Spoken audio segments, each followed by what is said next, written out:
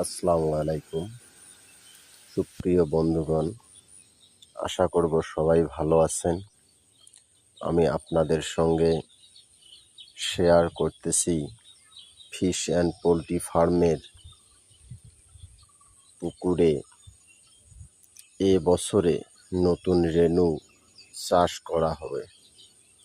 তার পূর্বে যতটুকু প্রস্তুতিমূলক কাজ সবটুকু কিন্তু করা হয়ে গেছে। আপনারা দেখতে পাচ্ছেন পুকুরের পাড়ে জাল দেয়া হয়েছে, পুকুরের পাড়ে মেরামত করা হয়েছে। পুকুরের পাড় যাতে ধসে না যায় সেজন্য যতটুকু প্রস্তুতি নেওয়া দরকার সবটুকু নেওয়া হয়েছে।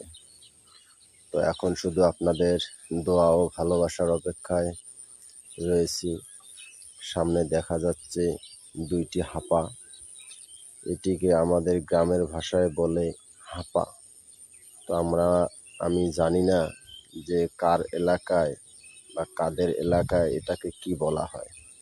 তো আমি এটি তৈরি করেছি এই কারণে, যেহেতু আমি এই সিজনে রেনু চাষ করব, এক কথায় ডিম থেকে বের হওয়া বাচ্চার চাষ করব, তাই আমি এটিকে পুকুরে বিভিন্ন ধরনের ছোট বড় প্রাণী থাকে, সেই প্রাণীগুলোর থেকে রক্ষা করার জন্য আমি এই হাপা দুইটি তৈরি করেছি। একটিতে হবে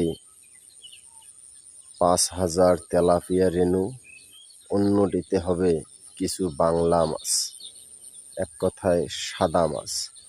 তো আপনারা সবাই দোয়া করবেন, পাশে থাকবেন, আমি যেন সফল হতে পারি ইনশাআল্লাহ।